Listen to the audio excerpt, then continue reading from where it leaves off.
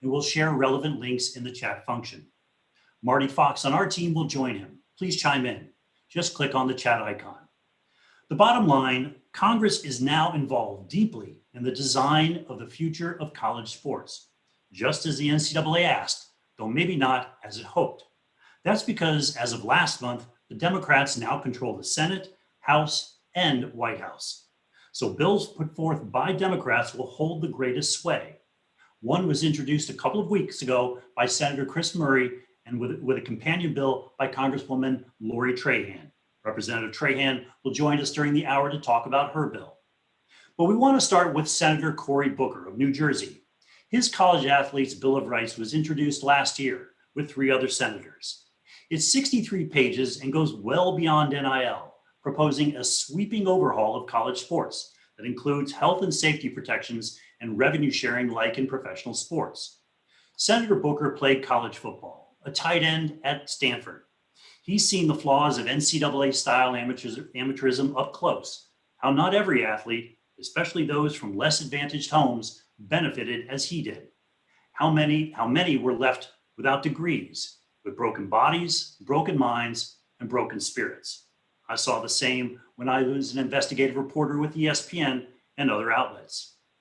But how much of the Booker bill takes how much of it actually takes with others is not just a matter of what's right and fair, it's a matter of politics, what he can sell to his fellow lawmakers. And those lawmakers are hearing from the NCAA that the very institution it governs is threatened if major changes are made in its model. In the words of NCAA Chief Operating Officer Donald Remy, quote, "Some would say they erode and undermine the NCAA's ability to maintain student sports," unquote. So let's explore that notion. Senator Booker, welcome. Thank you for joining us.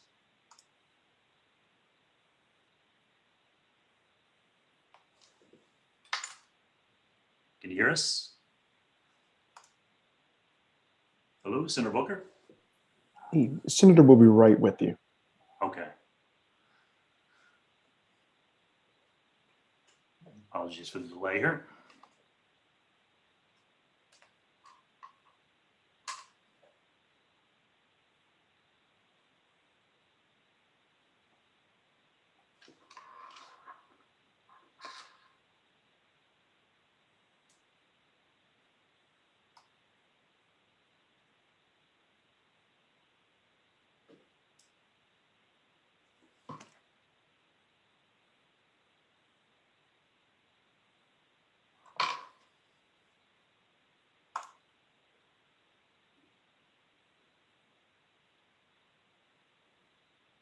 As we wait for Senator Booker,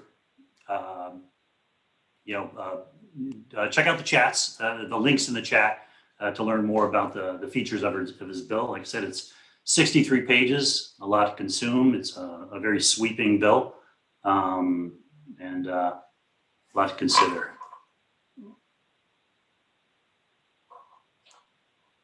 So it looks like Cory has called in, but we're struggling to get him onto the line here. The mute sign is on. Maybe that's the issue.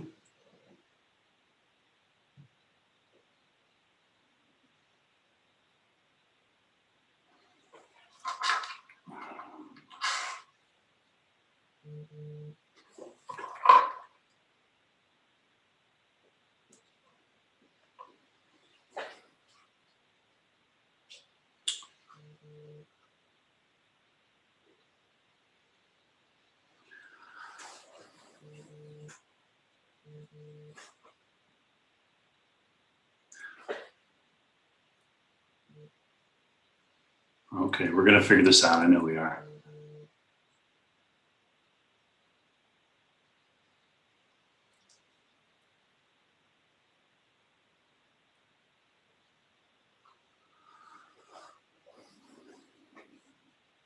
So a little personal story, a little personal context as we wait to figure out the technical stories. So Senator Booker was a football player at Stanford, as we were talking about, played in the late 80s up till 1991. And the University of Washington it's interesting, won the national championship that year. And I was a reporter at the Seattle Times at the time, and wrote a piece the next year, looking at all the money that was flowing into the program, and just did a thought exercise on what the players would be paid at UW and elsewhere if they received the same revenue share as NFL players did at that time. And it was a six-figure number. Pretty interesting. Again, just a thought exercise. And here we are 30 years later, and Senator Booker has included a similar type of language in his. Why are you trying to bring me back to that Washington year where they just thumped us? And I think I still have some physical scars on my body from going up against guys like Canavis McGee. I still remember the names of their outside linebackers. It was a rough. Yeah, Steve Entman, remember him? Yes. Big nose guard. Yeah. Yes. They had real athletes. You're here. Thank you. So sorry for the technical difficulties. I was in Zoom limbo, listening to your beautiful introduction and talking about our 35 dense pages. But I'm grateful that I was somehow rescued from the bowels of Zoom world and brought into life. So I appreciate it. Absolutely. Well, listen, thank you for joining us here, Senator Booker. So let's just off the top here, tell us, what are the key features of your bill? Well, look, I want to even take a bigger step back and just let folks know that this is a time, the NCAA is right about the challenges that we'll face if we don't have some universal standards. But before we start talking about all of these things, which is the money, which is important, name, image, and likeness, or revenue sharing, I just want us to start to address the things that have been unjust in college athletics for years. I just got off with another coach who sends lots of, working at a junior college, sends lots of young talent into colleges, and the stories of athletes being exploited who produce literally hundreds and hundreds of millions of dollars of wealth, but are often left disproportionately without an education, with injuries that plague them for their entire life, but yet they have to pay out of pocket for them, and many other challenges that they face. And so for this sport to have to be shamed into doing things, remember when Shabazz Napier, at the height of his win of the NCAA Final Four, says to the public, I go to bed hungry many nights, because you have many young people who get scholarships and are stuck in this world where there are jerseys being sold with their name on it for more money than a parent or a mother or father can make in a full day's work. And yet they can't even get their parents out to watch them play. This is exploitation. It is putting too many young people's health at risk and sacrificing what they claim to be about, which is about educating athletes and giving them pathways to lifetime success. And so my personal experiences and frustrations that these issues have not been addressed for decades are things I've been addressing since I got into the Senate. In fact, my first year in the Senate, on the Commerce Committee, we had Emmerich in, and I found myself getting very emotional because I had bottled up decades of watching, or almost 2 decades of watching, what happened to a lot of great athletes.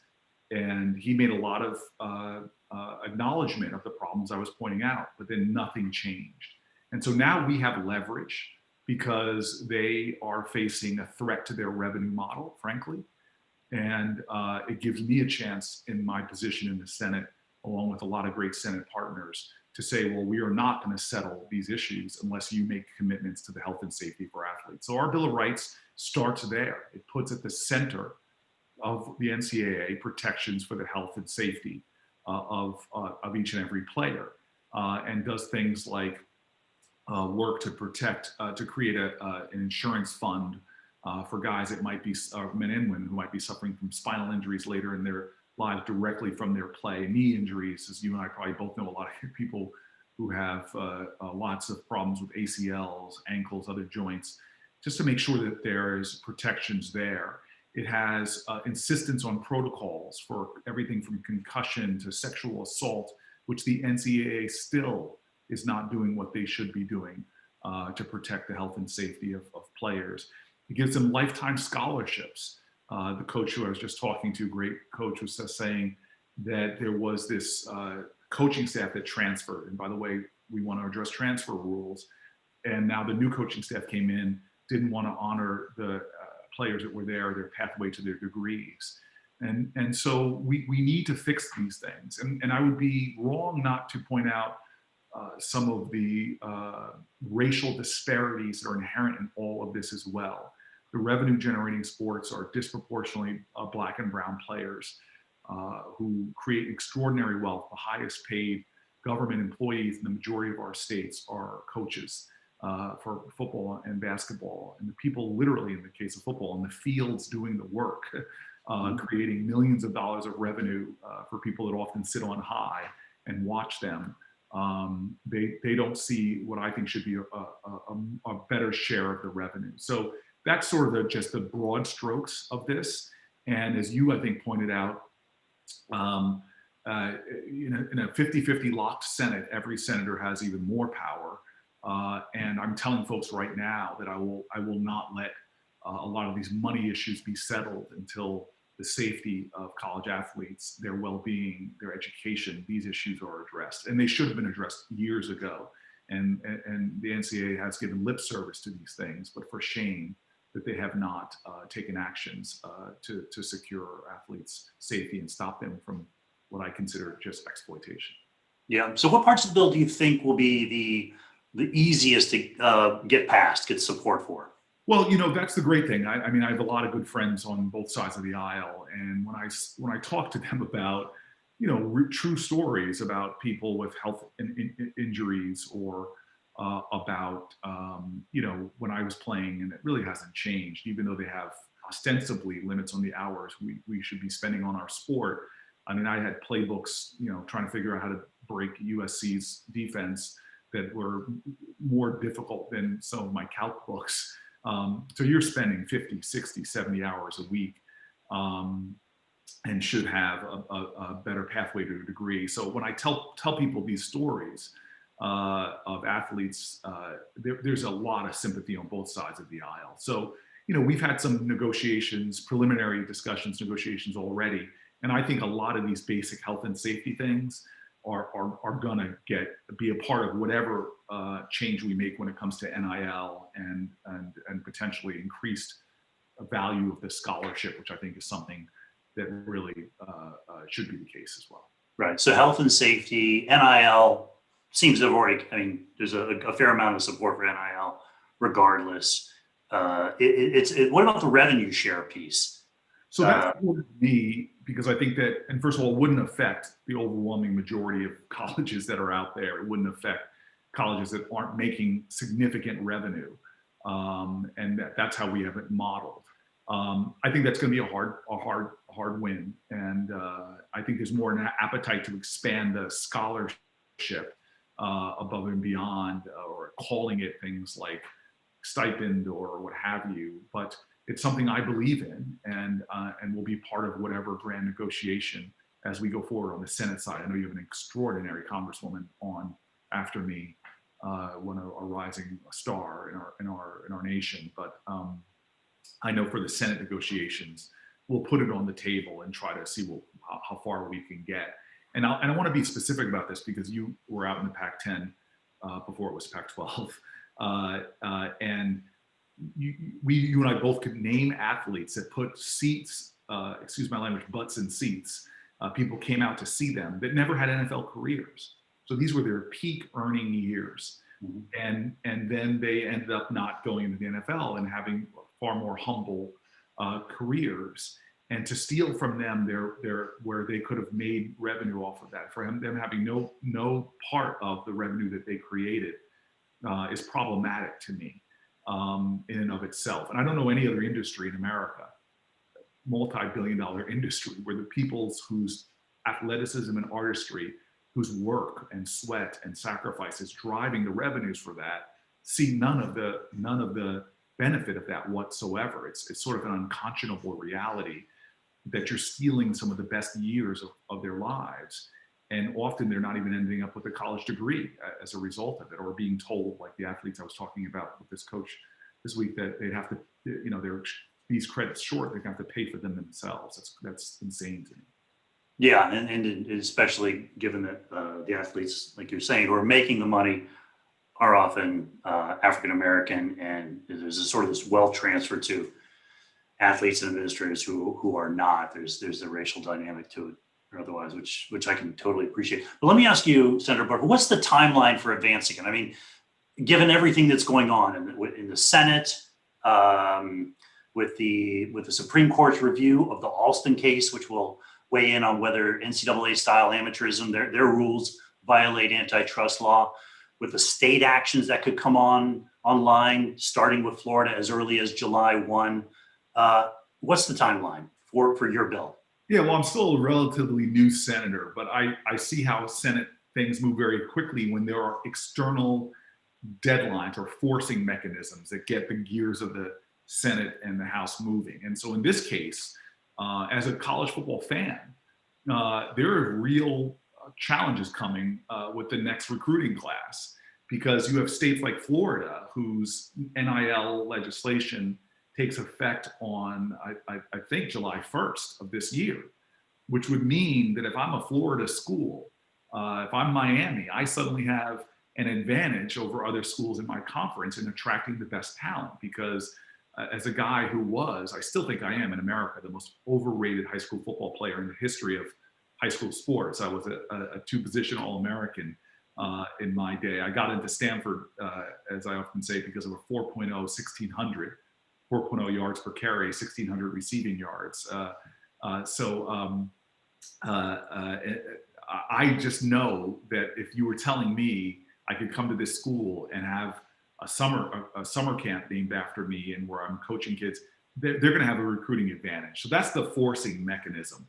And the great thing about being a senator is that, if you love University of Mississippi, if you love University of Alabama, and you are the senator from those states who happens to love that, you don't want certain schools to have an advantage over you. So there are a lot of senators that feel very motivated right now to strike some kind of deal and get something done. And again, there's compassion and love and respect for college athletics on both sides of the aisle. And I'm hoping this is going to make for us our ability to get something done here. But again, I'm going to stick my gum in the works if it does not include protections for athletes. Yeah, but I mean, this isn't something that will get done in the first 100 days of the Biden administration, right? It's probably a May, June at the earliest kind of thing. Yeah, don't underestimate our ability to take all the time that we have up to the final hours of a deadline. I've seen that happen more times than not. So I would say if there is a July 1st taking over, I don't think this is something that starts moving until spring, summer. But I do think that this is something that none of us are immune to capturing our attention, because this is not just a $15 billion industry. This is the culture of our country. Sports, as a guy who believes in everything from social justice and sees what athletes are able to do for racial justice and social justice, all the way to some of the best moments of my life. You give me a moment, the older I get, the better I was. I'll tell you about our Stanford beating Notre Dame in South Bend when they were ranked #1 and we weren't even ranked. And, it wasn't touchdown Tommy Bardell, if I have my memory correct. It was me that scored all the touchdowns. So, this is such a powerful cultural force. I can see from the White House's attention to others for us to get this right before it inexorably changes. Yeah. So, I mean, given that, how do you think the consumer or the fan experience will change if your bill or some portion of or some general concept of your bill, gets approved? Because this is the primary argument of the NCAA, right? At least in the court of public opinion, is that you're messing with a treasured cultural institution. So, I mean, can you guarantee? I'm with the University of Florida. Can you guarantee me that the Gators are still going to play the Seminoles on a fall day? And Well, I predict that Stanford will win the Big Bowl this year, so that's one thing I can. It's so much for my guarantees right there. But come on, we have heard this before, right? Doesn't this sound very similar to the arguments that were made against Olympic athletes being able to benefit from their name, image, and likeness, and more. I mean, I heard these before in my lifetime about how it was going to undermine amateur competition, so on and so forth.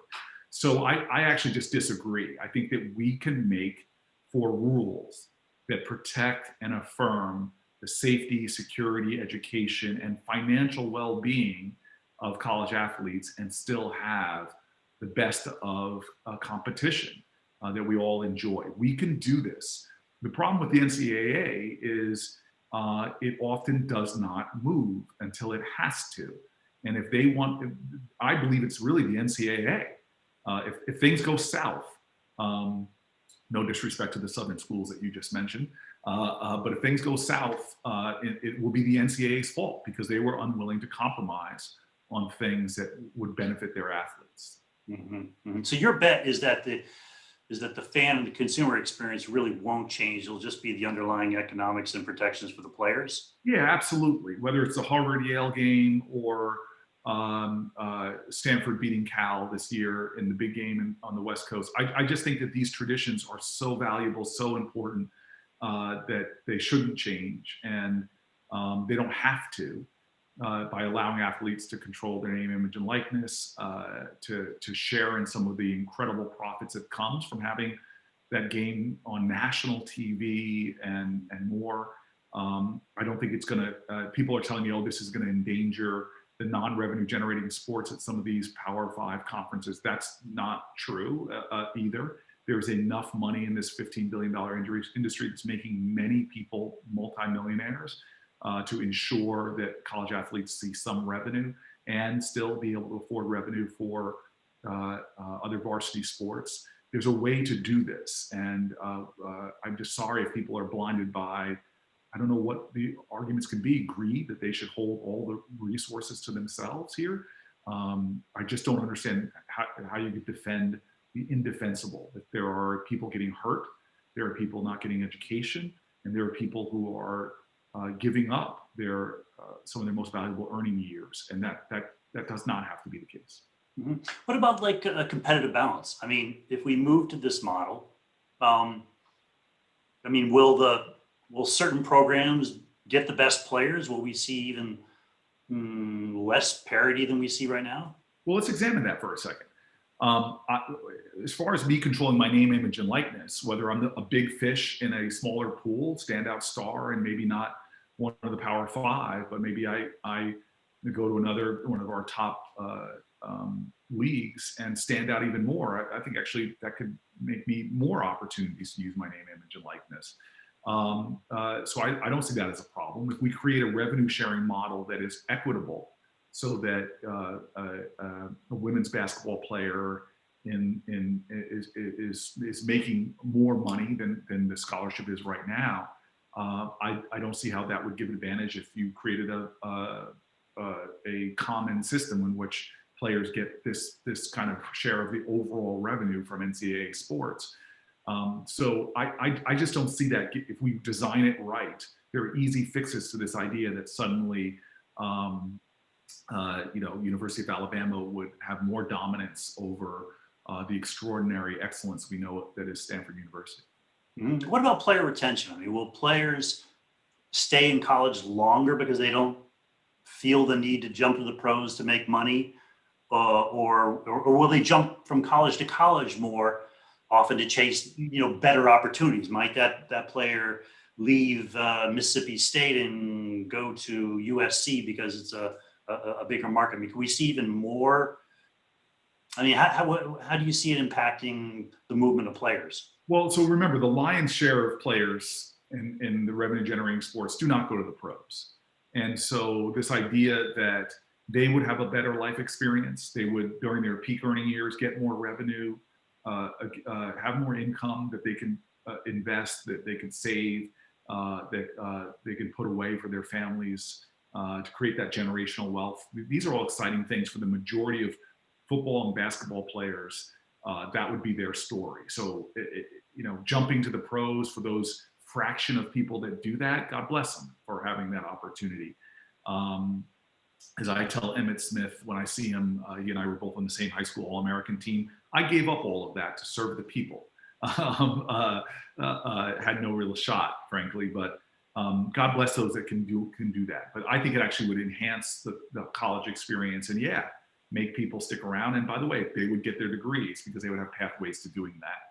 As far as transferring, I've always found the transfer rules, I hate to use such a strong word, but offensive. That a coach could recruit me for this team, then he gets to jump over to another college, and me, who now has a different coaching regime that may not run the same offense for me, so suddenly I'm not obsolete in my style of being a quarterback, for example, and I can't leave and follow that coach because the rules on me are different. And by the way, he's earning millions of dollars, and I'm now not even going to play, don't have a shot at the pros, and so on. So it just seems to be so unfair. So I hope that there's better transfer rules. The NCAA has given lip service to correcting, cleaning that up, but has still failed to do that, which is just utter hypocrisy to me. So Right. I don't think it's going to create as much change as people might think. Gotcha. What about the downstream impact on high school and youth sports, right? And we're starting to hear this from the National Federation of High Schools. They're like, oh boy, if this NIL stuff comes in colleges, or what kind of can of worms does that open up for us? How should people think through? So look, I don't understand why we're creating a different standard for athletes. Like at Stanford, I was during the dot-com boom, and I'm seeing guys, in their dorm room starting businesses and profiting off of their particular genius. And so why do we create suddenly a different standard for some genius high school student who has other things that they can market that's not sports? But suddenly, if you're a football or basketball player and have another type of particular genius, oh my gosh, we're suddenly all worried about you making money. I just don't get it. And I watched classmates of mine become millionaires in college, while people who were making millions of dollars from the NCAA, they couldn't share in their wealth. But people who were doing a lot of other things at Stanford were able to become very wealthy very quick. So I just don't understand why we infantilize college athletes and yet have space for other young people to show excellence that is valued in the marketplace. So it just frustrates me, frankly. Gotcha. And finally, because I know you got to run here, just a little more detail about this argument that if athletic departments must share revenue with players, the impact that will have on supporting non-revenue producing sports. I mean, if we go to this model, are we going to see? Look, you went to Stanford, eliminated a number of sports recently. Are we going to see how do you look at that argument? So let me just be more detailed then. Our bill basically says that if you're a revenue generating sport, you share 50% of the profit with the athletes from the sport after accounting for the cost of scholarship. So for example, if you're a Division I basketball women's basketball players, they would receive 50% of the total revenue generated by their play after deducting the cost of scholarships awarded to all Division I women's basketball players. And so, again, if you go to and I've traveled around, obviously, in my day to sports facilities that rival the luxury of professional sports teams.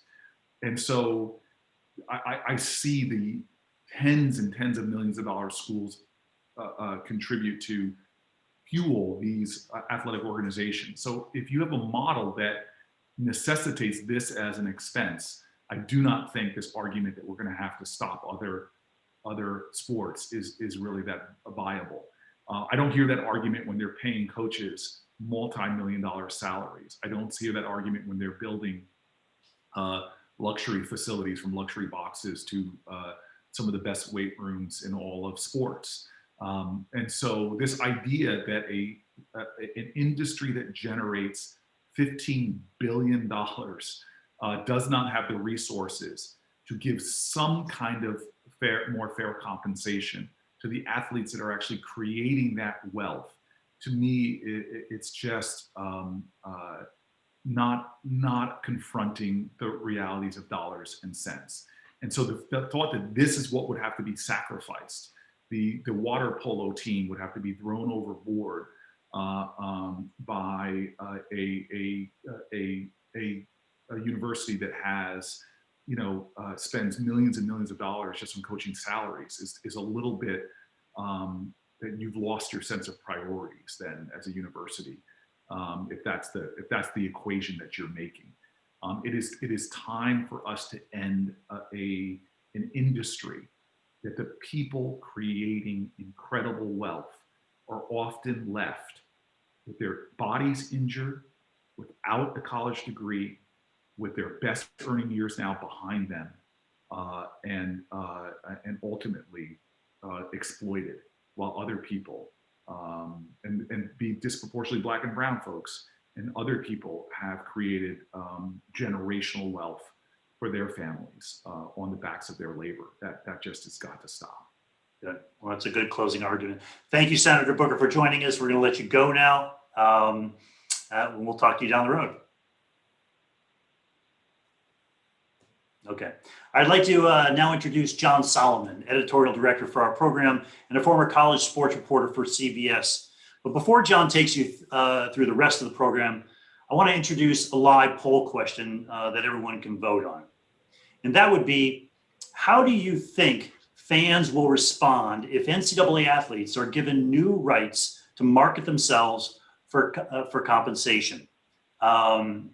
Would fans be more interested in college sports? Would there be less interest in college sports? Or would it not make a difference? So over to you, John. Great. Thanks, Tom. Great discussion, Senator Booker. Glad we found him in the Zoom world. So thanks for that. We're going to transition now to a conversation with U.S. Congresswoman Lori Trahan. But first, I want to give you all just a little bit more time, continue to vote, and we want to see what your results look like for fan interests if college athletes can market themselves for pay. So if you want to get your results in there now, that'd be terrific.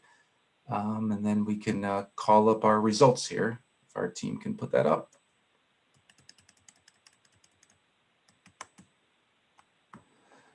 So 37% of you say more interest in college sports, 11% so far say less interest, and 52% say no difference. So a lot of you think more or no difference, which is it's really what a lot of the arguments have been from a lot of plaintiffs in a lot of the college athlete lawsuits through the years.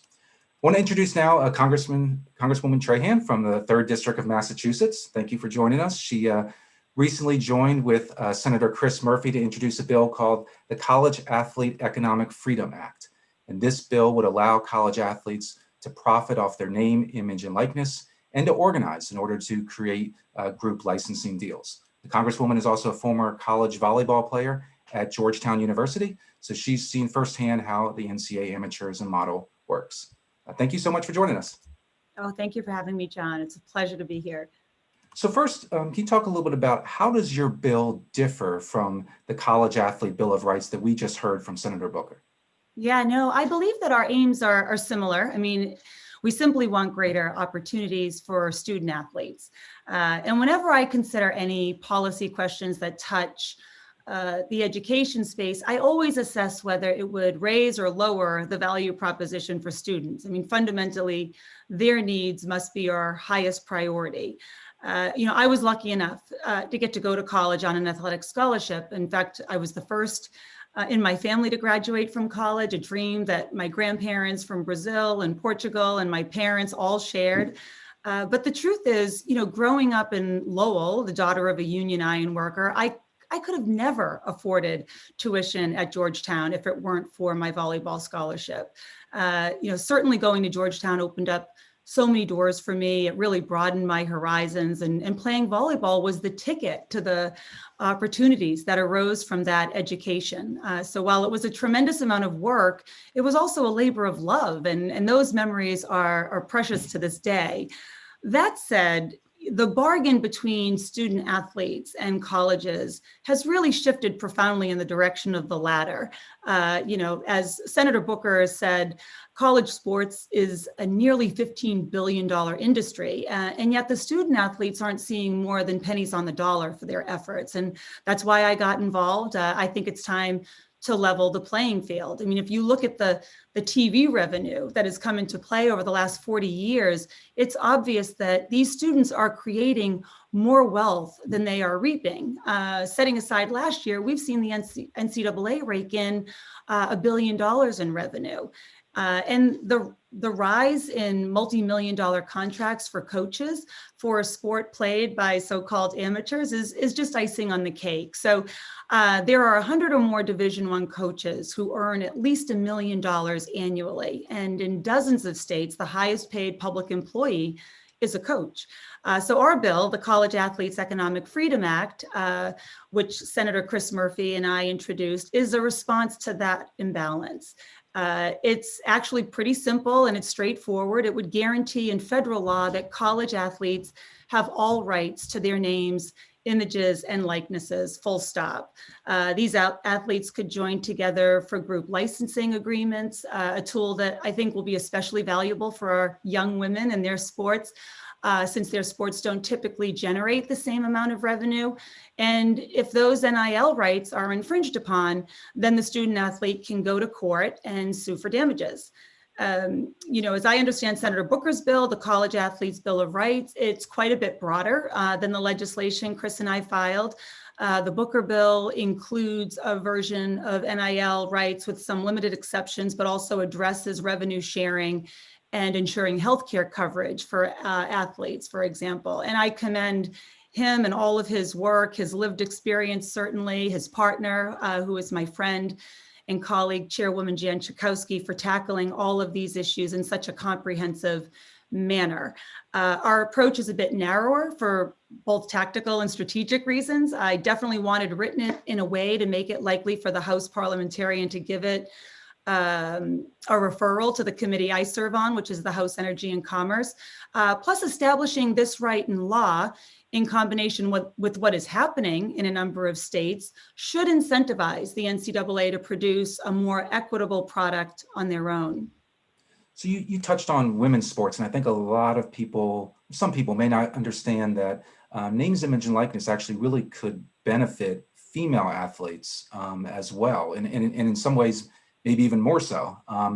What impact do you think your bill has on women's sports, both in terms of athlete rights and being able to benefit, but also to Tom's questions earlier of Senator Booker, would there be concerns of universities cutting sports because they may not be getting as much revenue since some of it could be going to the athletes? Yeah, well, so the first part of your question, it's the primary reason I'm involved. And women's athletic groups like Voices in Sports are also involved. It's because we believe that this will benefit women's sports at all levels. Apart from the opportunities like the WNBA draft or the Olympics, there generally isn't a lot for women athletes after college. So if NIL helps to attract eyeballs to women's sports at the collegiate level, then it should offer more opportunities for women, whatever they ultimately choose to do. Now, some people might imagine that only quote unquote superstars would benefit from NIL rights. But to borrow an example from my days at Georgetown, they can easily imagine someone like Allen Iverson being able to get a good payday off of NIL. And look, there is no doubt that great talent will mean greater marketability and greater monetization. But this is not a fixed pie, or at least it needn't be. As it stands, there are billions of dollars coming in thanks to young people who are splitting their time between classes and training, but not really getting benefits in proportion to their contributions. And how do we know this? Well, we've had an almost natural experiment running recently. You may have read the excellent piece in the Times last November about collegiate cheerleaders sponsoring products and earning money as social media influencers, or I think they were called cheerlebrities. Many of these young women are, they're absolutely astonishing athletes. It's a sport in its own right, but it's not governed by the NCAA. Quite the same way. But what it does signal, or at least it signaled to me, is in fact there is a market for athletes beyond the stars we watch during, March Madness or bowl season. As far as equitable access to school-sponsored, marketing assistance, our bill specifically includes a provision to require equitable institutional support regardless of gender, race, or sport. And I don't note also that our bill provides for annual reviews of that monetization of NIL by gender, race, and sport, and even suggests remedies if and when disparities appear. I'll give you an example just from my, experience, one that would have positively impacted women student athletes like myself. When I was playing volleyball at Georgetown, I was prohibited from working at skills camps during breaks and summer months because it would have violated my amateur status. And since time is, so constrained for student athletes, I had to make money during those summer months. So I spent those precious summers waiting tables at TGI Fridays, for example, rather than make a few $100s while serving as a positive role model for our young women. So, with all the harm that the internet culture, can do, especially to warping, young women's self-image, I think NIL seems like a way to restore some degree of choice, control, fairness, and positive role models. So your bill is silent on a couple items I wanted to ask you about. And it's frequently discussed around NIL rights. One, the possibility of university and athletes having contracts together. Two, should there be like fair market value guardrails around that? And then three, would the scope of NIL rights include live broadcasting revenue? Where do you stand on those items? Yeah, it's ours is narrow, and it's because look, there are many state deadlines coming up, and there should be a universal standard so that those rights are given to our student athletes. I think that there's going to be a lot that we learn as a result of moving forward. Some things that we're seeing right now, the UAW is helping to organize student employees, teaching assistants specifically around the country. And there could be calls for them to do something similar, or an organizing function around student athletes. I mean, we had the case of the Northwestern student athletes a few years ago, and that didn't come to fruition due to an NLRB decision. But we have a new administration, and they could take a fresh look at this. More broadly, it's a simple fact that our nation has always had a greater distribution of prosperity and economic opportunity when we've had representation and a balance. And that's been, mostly replicated through our unions. And when you look at the consequences, whether it's of CTE on football players, for example, they've been tragically demonstrated over and over again.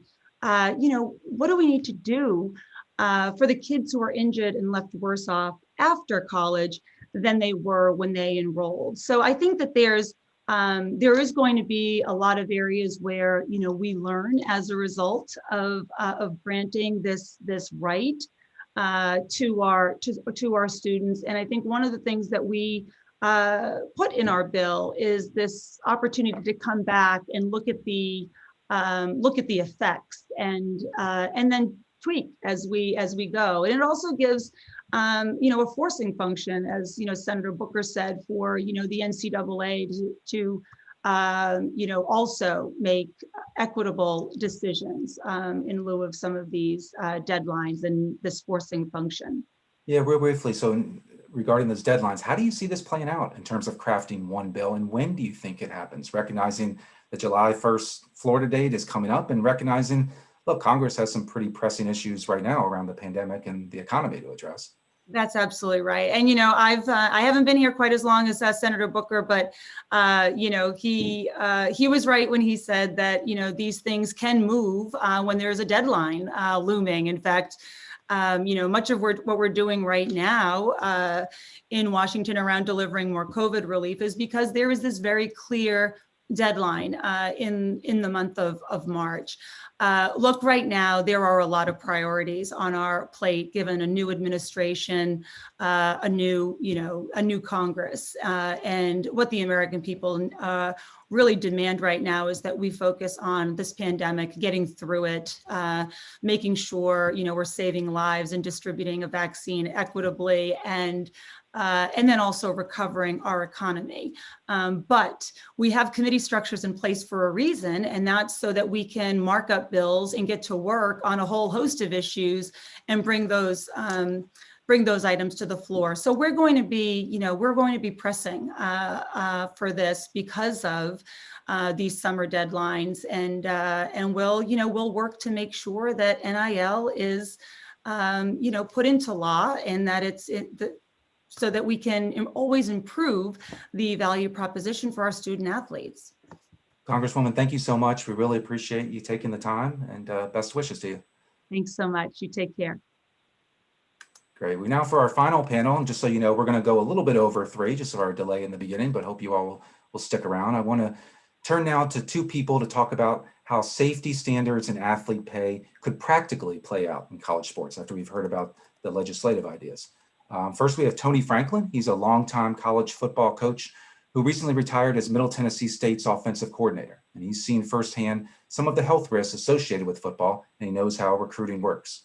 We also have Blake Lawrence. He's a former Nebraska football player and now CEO of Open Doors, which is an athlete marketing platform.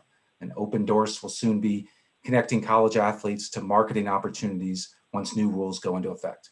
Thank you both for joining us. We appreciate it. Tony, I want to start with you because I think the conversation about paying college athletes isn't happening in a vacuum separate from health. When the pandemic started, lots of college sports administrators and university administrators said a couple things. 1, if there are no students on campus, there's no sports. 2, they'll never play in a bubble like pro sports. And 3, athletes are safer on campus than at home. And what we've had for many months is the general student body has largely done remote learning. College athletes are isolated on campuses, and the games, whether for better or for worse, have gone full speed ahead, given the industry's need to collect revenue. And there will even be a bubble for the NCAA basketball tournaments next month. You've spoken publicly about how risky you thought it was playing college football this past season, given some of the violations of COVID-19 protocols you say occurred at Middle Tennessee. Can you just briefly tell us, what concerned you the most? What was your experience like? Well, the biggest thing is that I think that the university on paper had great intentions. There was a really good plan that was written out. And when the players came back, if we had followed the protocol the way that it was written, I don't think that we would have had nearly the problems, nearly the issues that we ended up having. Most of the time, university officials, in my experiences, do a really good job of putting things down on paper. The problem is that when you then put a football coach in charge of that, and you also say, we're getting ready to play a football season, and a couple of weeks you go through the routine and the idea of following this new protocol, and it's unique and it's different, and it calls for you to do things that you've never done before in your history as a coach, then eventually things started to slide at Middle Tennessee State University. And what happened from there, one of the things you said, John, that stuck out to me is that the idea is that players would be safer with us than they would be back at their home. Well, in our case, where we tested the players when they all came back to the university, without exception, I think of over 100 players that we eventually tested coming back, I believe there was only one that when he came back tested positive. And then within the next 30 to 60 days, we had an outbreak that was outrageous. And the reason was not because it wasn't planned, not because it wasn't written up properly. The problem is you had football coaches, strength coaches in charge of doing something that they probably didn't even believe in. You get into the world of tough guys and macho and wearing a mask and all of a sudden following these protocols that would have been completely against their normal nature, they just couldn't do. The players in college athletics will do what you want them to do as long as you're a good leader. They will follow your lead. We just very simply at that university did a horrible job in the leadership department.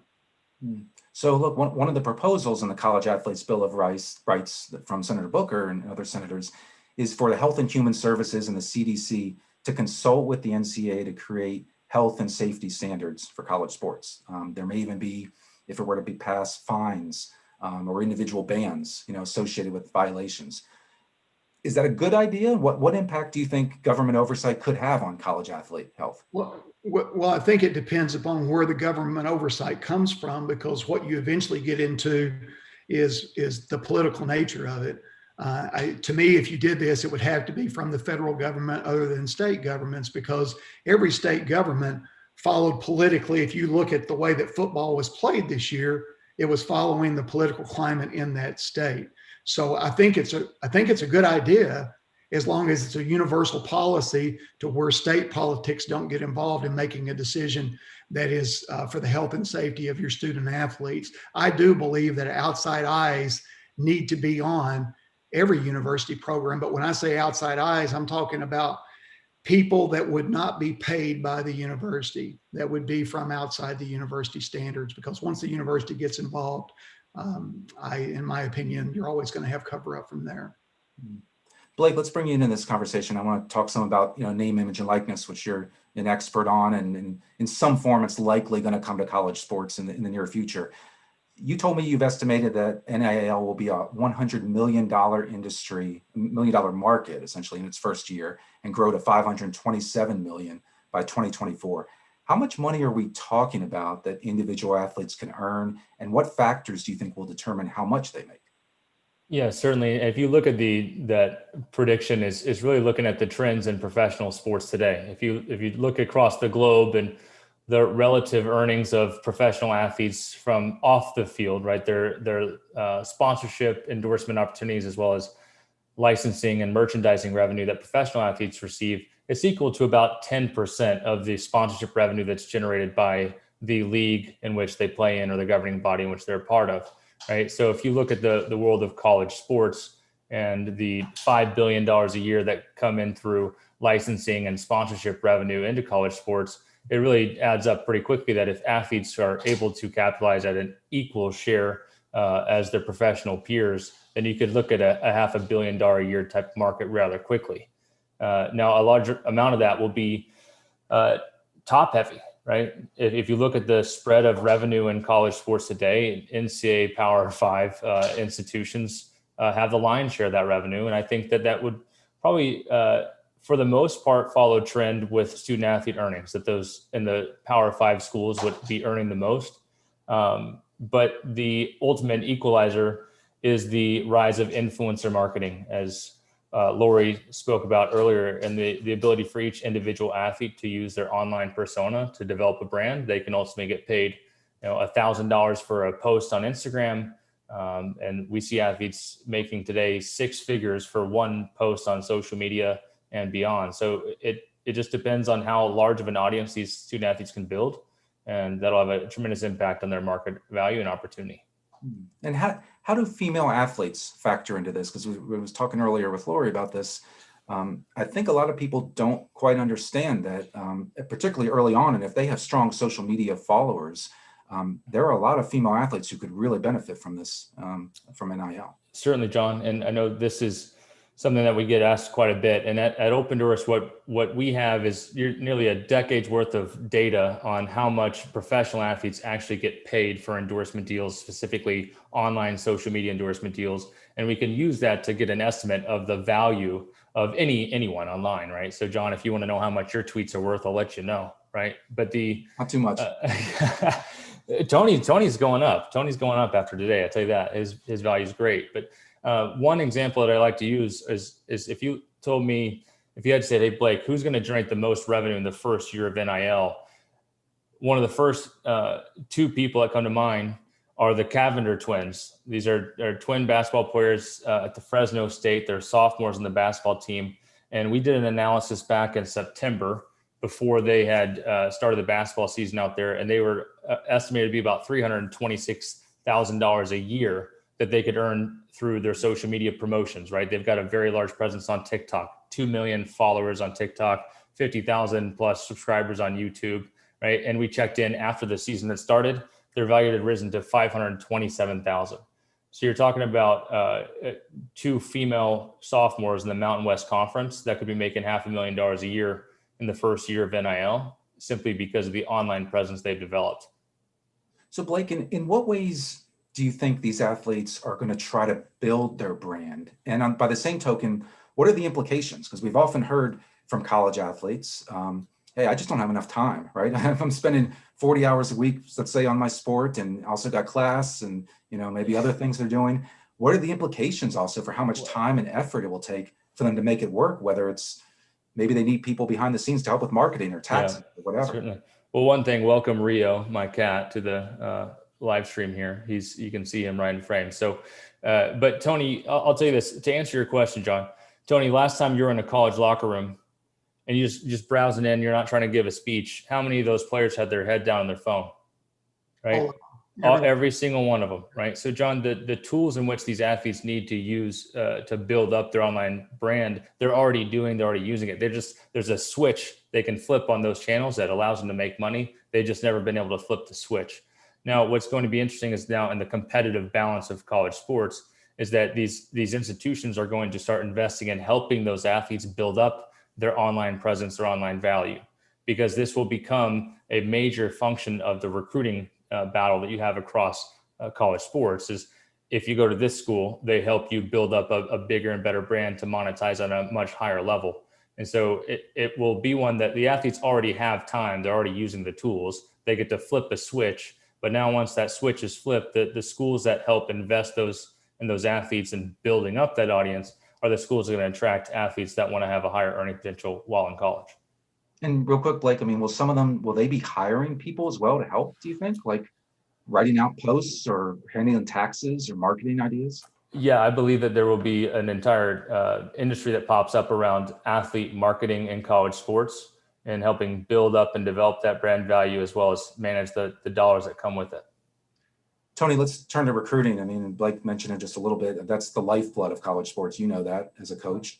How do you see this playing out on the recruiting trail? And can the NCAA meet its goals of trying to enforce some rules around NIL? Well, I think that in recruiting, to me, it would end up playing a huge part in recruiting from here on out. And I believe strongly that the NCAA should do a really good job of staying out of it.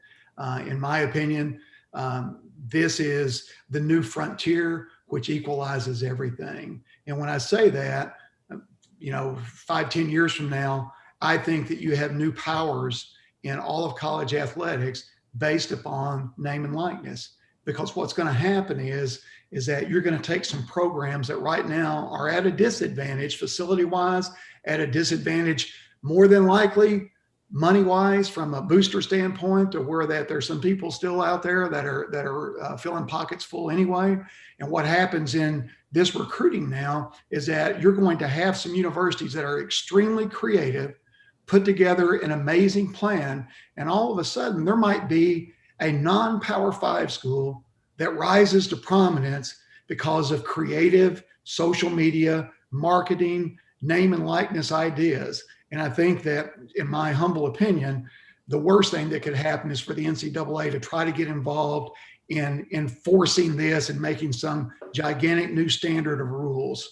I think the best thing they could do is just let the marketplace work for itself, because I can see Nebraska coming back to the top 10 industry again because of the fans out there that are so passionate, and a program that has always done it the right way.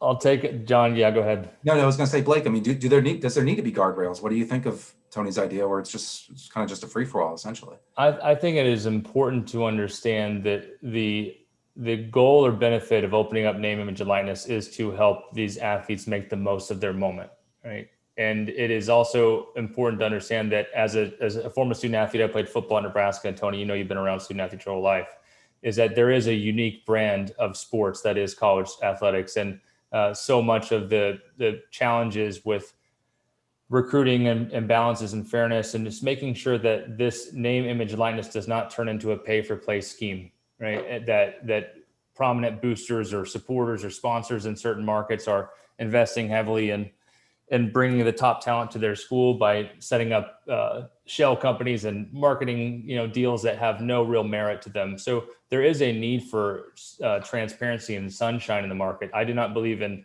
capping the earning potential of any athlete and forcing them to share it with anyone other than themselves. But I do believe in the importance of getting visibility into the source of transactions, the quantity and quality of the actual activities being performed in exchange for those dollars, to ensure that this doesn't turn into a pay-for-play scheme and the slippery slope of amateurism can go by the wayside rather quickly.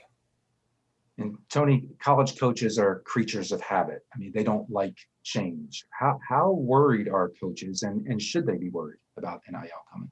Well, to me, there's two types of coaches. There's those that are out there that are anything that's going to change the way that they're used to doing things. They're going to fight it. They're going to moan and groan about it and say it's the worst thing ever, and kids just aren't the way they used to be.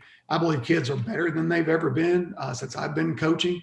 And I believe that there's a new breed of coach that's out there right now looking at this, and they're going, wow, this is going to make our program so much better. This is going to make the opportunity for young people so much better. Those people will prosper, the others will falter, and that's the way the marketplace is designed. That's why we have a great country.